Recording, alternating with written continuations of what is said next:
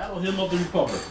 We play that song because it features the verse, Christ died to make us holy, let us live to make men free, and that's what we attempt to do on this show, to provide information in the framework of the instructions given to us by Almighty God and in the great constitutions of the Commonwealth of Pennsylvania and the United States of America. And Brother Taylor, we were talking about, before the show started, some of the things that were running through your venue that you wanted to deal with. And what we're going to do is actually continue that conversation on the air. Okay. Then that sounds great. Of course, I'm Bob Taylor. I'm president of Local 700 with the Transport Workers Union. And yeah, we were talking about media issues, among other things, prior to coming on air.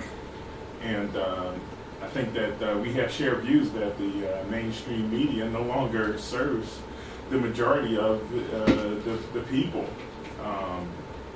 Many large issues are simply overlooked and not even discussed.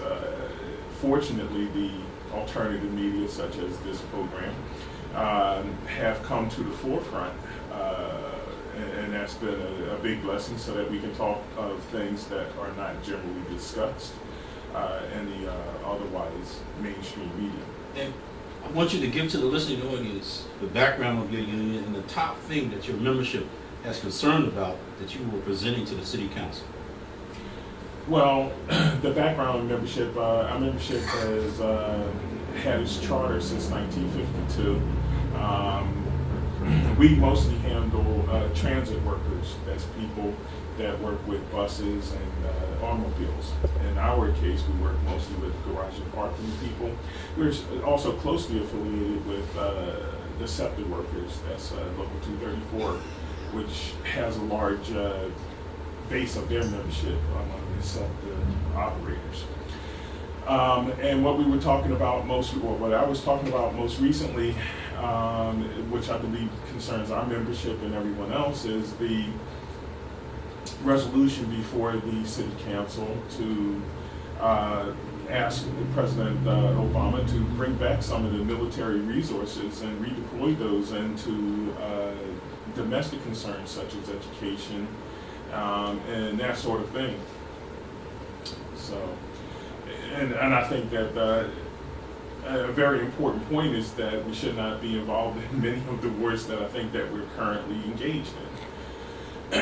War is an important subject because when you talk about war, you're talking about really physically maiming and killing a large amount of people, and there should be a certain basis that justifies that war. And I think that this is sometimes lost on a large scale, on a national scale, for instance. But since war is an operation that ultimately deals with life or death, I think that it's sometimes lost that if one engages in such an activity, why would one engage in that activity and it be justified on an individual level? Well, for self-defense, I would think that it would be one of the things. But that also applies, in my view, to national issues. So therefore, the issues of life or death or war should revolve around self-defense issues and not go very much further than that because of the enormity of what war brings on. Basically, the situation that we're in with all of these wars around the world, it was blurted out by Kissinger over a decade ago that we'll just go take it if we can't have wealth. And basically, that's what this really amounts to. The United States reached peak production of fossil fuels in 1970, and since then, miraculously, we've expanded our military clearance position in all places in the world where there's oil. And it's been flowing back to our country as that's where the deficit or the oil that we consume is coming from. There's places all over the world where we happen to have military bases and war operations. Coincidence, I would say. An amazing coincidence. But that brings us to another part of the thing that we do on the show is to educate people. We are we ask our program participants and listeners to use situation issues on the Crop Neighborhood News Forum in the framework question, what result do you get when you put a low-level person into a high-level position? The classically known example of this is Nero Augustus Caesar, who was known as the emperor who fiddled while Rome burned. And he's often associated with tyranny, and he's even known for a number of executions that included his own brother. And we compare that to the person in American history that's never talked about, who lived his life in the great, what was known in the Native Americans as the Great Law of Peace, where people who get positions of authority in the indigenous tribal system get that position because they agree to look after the needs of the people. And we're blessed, though, to be in the Commonwealth of Pennsylvania, as in Article 27 of the Constitution, title to the resources of the Commonwealth is given to the people, and the government is our trustee of those resources, and we as citizens are due clean air and pure water.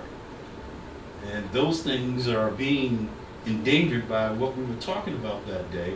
And let me go back to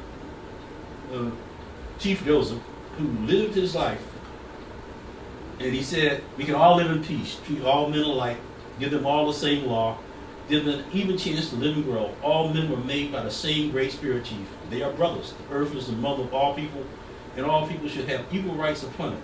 Let me be a free man, free to travel, free to shop, free to work, free to trade where I choose my own teachers, free to follow the religion of my fathers, and free to think and talk and act for myself, and I will obey every law and submit to the penalty. That was bringing up the issue of the emergence of SISTA and SOPA, all of these laws that are in effect aimed at dealing with the censorship of alternative media in reality. As we were discussing, the mainstream media is losing its viewership because they're not talking about what concerns your members. Besides the war, because I have relatives in the military as well, and I'm concerned that they be killed in these wars. And that's what your membership is telling you. Exactly. But you raised SISPA and SOPA.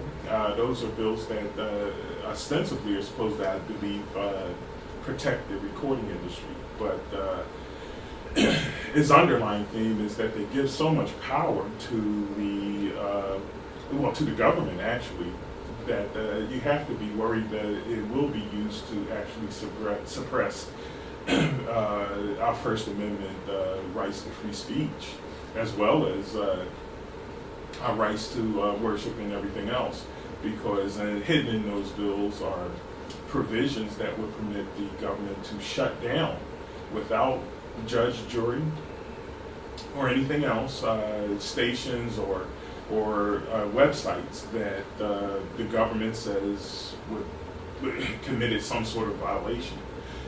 But it gets the problem is that it puts in place a framework that is not actually supported by due process. And you raised issues of supporting our Constitution. Well, both the federal and state constitution requires due process before you lose any of your rights or your ability to transmit and speak your voice freely.